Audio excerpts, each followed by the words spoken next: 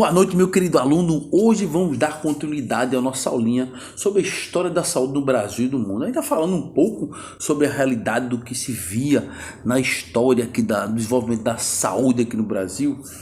Quando Dom Pedro II ele declarou a independência do Brasil, ele inicialmente fez algumas medidas para tentar melhorar, diga-se de passagem, a saúde aqui no Brasil. Então, ele transformou algumas escolas em faculdades, ele criou alguns órgãos para vistoriar a questão da higiene pública, principalmente na nova capital brasileira, até porque o interesse era total da família, e a família imperial, de ter uma condição digna de saúde onde eles iam habitar, onde eles iriam morar. Na verdade, o interesse maior não era tanto as pessoas que moravam ali, mas a situação para eles.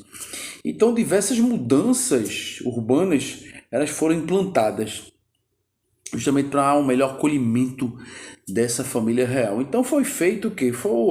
As ruas que inicialmente não eram calçadas, aquelas situações meio que deploráveis nas ruas, e aí se calçou as ruas, se colocou a iluminação pública, começou a se higienizar o centro urbano, e de uma maneira sanitária, tanto quanto social, e a alternativa que eles viram é justamente expulsar aquelas pessoas que moravam nos casebres, acabar com os casebres, com as favelas que tinham na cidade.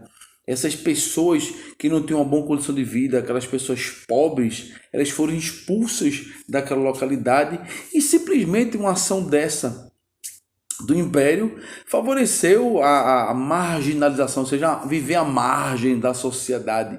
Essas pessoas começaram a criar aqueles bolsões de pobreza, criando as nossas primeiras favelas aqui no Brasil. Ou seja, a saúde não melhorou muito, só se transferiu um problema para outro lugar. E a gente sabe que muitas dessas doenças ainda estavam associadas à questão da falta de saneamento básico, da falta de higiene. A gente via com recorrentes endemias de febre amarela, de peste bubônica, de malária, de varíola.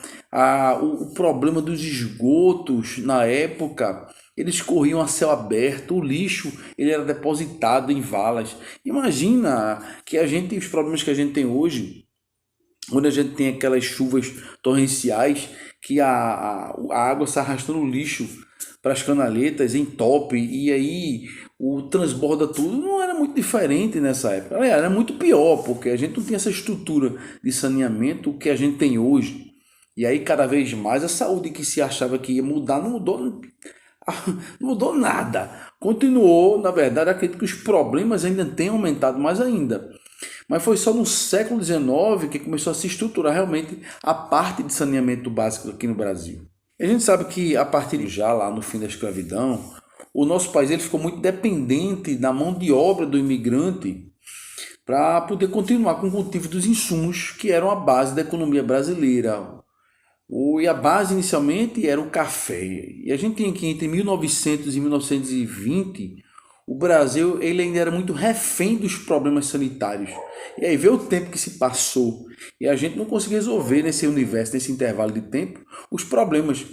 São mais de 30 anos de problemas sanitários, de epidemias, de endemias. Mas só que o governo ele tinha consciência de que para que o Brasil ele crescesse, ele precisaria ter uma população saudável e com a capacidade produtiva. Imagina você ser um país agrícola e você ter pessoas doentes trabalhando, com tantas mazelas. E com as vindas, obviamente, dos europeus, eles têm, obviamente, uma visão diferente da nossa, eles contribuem muito para melhorar a parte de saneamento e higienização das cidades.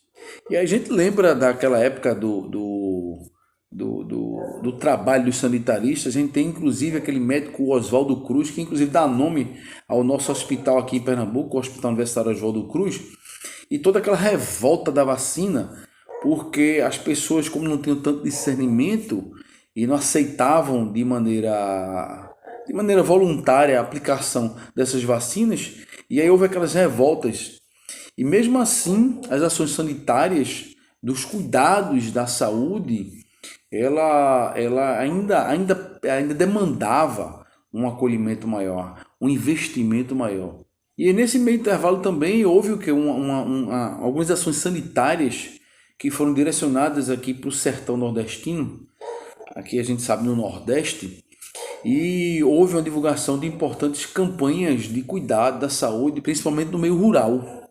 E mesmo a gente sabia que, havendo essas campanhas nessa área rural, o sertão hoje é muito diferente do que a gente via há muitos anos atrás. As pessoas naquela época eram pessoas extremamente pobres, que viviam em situações extremamente deploráveis. Não é que a gente não encontre isso hoje ainda aqui no Nordeste, mas a situação é completamente diferente. E naquela época as pessoas tinham uma certa dificuldade, por mais que fossem vacinadas, mas se deparavam com outros tipos de doenças.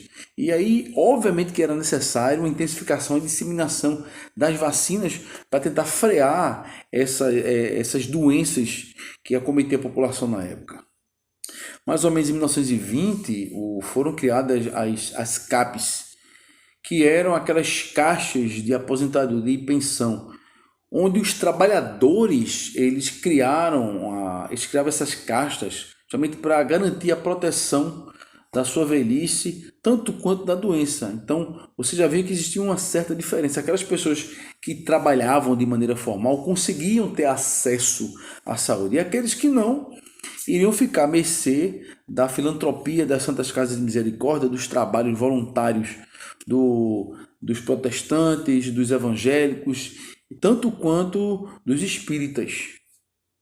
E aí, posteriormente, por conta da pressão popular, o governo lá do Getúlio Vargas, ele ampliou essas CAPs para outras categorias profissionais, e foi quando nasceu o IAPS, que é o IAPS, que era o Instituto de Aposentadoria e Pensões.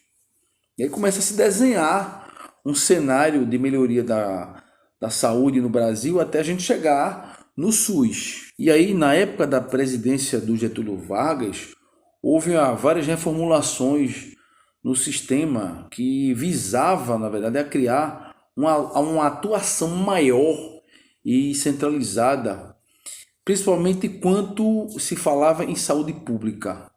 O foco do governo do Getúlio Vargas era a questão do tratamento das epidemias, tanto quanto das endemias que assolavam a população na época. Mas não houve assim tantos avanços como se esperava, porque os recursos que eram destinados à saúde, eles eram desviados. Infelizmente, é o que a gente ainda vê em algumas situações até hoje. Vira e mexe, a gente vê um escândalo na saúde aqui do Brasil, não só no Brasil, mas no mundo também. Mas esse desvio não era só desvio da locompletação por conta de um político que pega dinheiro, não. Era um desvio porque o Brasil ele começava a entrar num novo cenário industrial. E boa parte desse recurso que era destinado para o IAPAS, ele era destinado para a finalização e o financiamento da industrialização brasileira. E aí, obviamente que num país que está em processo de crescimento, alguma coisa se perde no meio do caminho. E como a gente sabe, a gente vê que saúde e educação não é prioridade nesse país, você vê que já na década de 20, de 30, a gente já via que, infelizmente, a visão política ainda deixava muito a desejar a realidade da melhoria da qualidade da saúde do povo brasileiro. E aí a gente chega em 1934 com a promulgação da Constituição, que foi promulgada ainda na era do governo do Getúlio Vargas, e ela já concedia novos direitos aos trabalhadores, tanto quanto a assistência médica e aí a novidade da licença gestante. Nesse meio período também, mais ou menos em 1943, surgiu a consolidação das leis trabalhistas, que já passa a determinar que os trabalhadores de carteira assinada, eles teriam, além de tudo isso, o salário mínimo, tanto quanto os benefícios da saúde.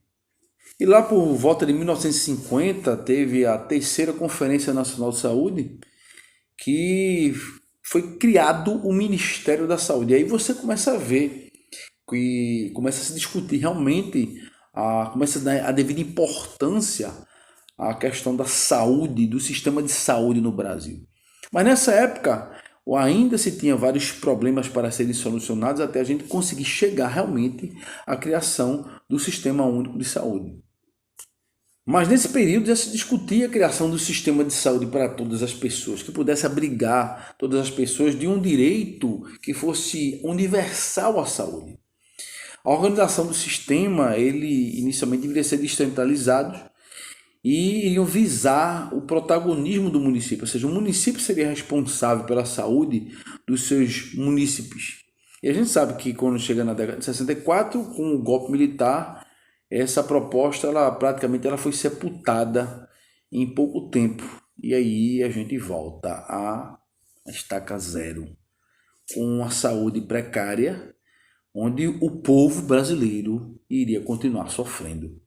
E aí durante o período do regime militar, de 64 até 85, a saúde ela sofreu muito com os cortes de verbas durante esse período, e várias doenças, inclusive como a dengue, meningite, malária, elas se intensificaram cada vez mais.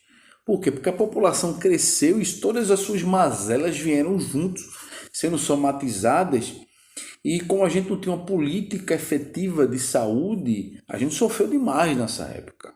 A gente lembra que nessa época a gente teve um problema sério, principalmente com a questão da mortalidade infantil, que cresceu vertiginosamente nesse período. E nessa época tem que ter uma atitude, e nessa atitude se criou o INPS, que foi a união de todos os órgãos previdenciários que funcionavam aí desde 1930, a fim de tentar melhorar o atendimento médico e a assistência à população brasileira, para tentar ver se melhorava a saúde desse povo e evitar tantas mazelas de saúde que a gente tinha nessa época. E aí a parte dessa transferência da atenção primária ficou sob os auspícios dos municípios, e os casos mais complexos eles eram responsabilidade do governo estadual, tanto quanto do governo federal, como a gente encontra essa proposta hoje dentro do Sistema Único de Saúde. Mesmo assim, se a gente for analisar o que aconteceu na década de 70, apenas 1% do orçamento era destinado à saúde. E ainda havia uma grande precarização do acesso. Muitas pessoas tinham que recorrer às santas casas de misericórdia para tentar ter um atendimento básico, para tentar sobreviver e cuidar um pouco da sua saúde. E daí, nessa descentralização, começou a haver um melhor planejamento das políticas públicas, que começaram a envolver principalmente as secretarias municipais de saúde, que depois eles se estenderam aos estados, tanto quanto os ministérios, como os ministérios da Previdência Social e de Saúde. Mas foi aí na década de 80, já obviamente no final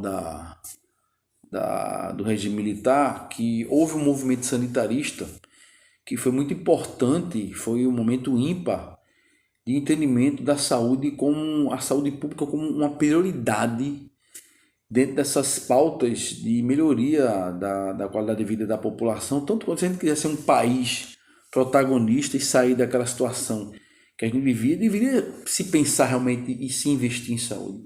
Então houve mudanças transformadoras na saúde nesse período, e foi quando cresceu na ideia de conferências para criar o Sistema Único de Saúde, que é a pauta de aulas específicas que a gente vai tratar sobre ele.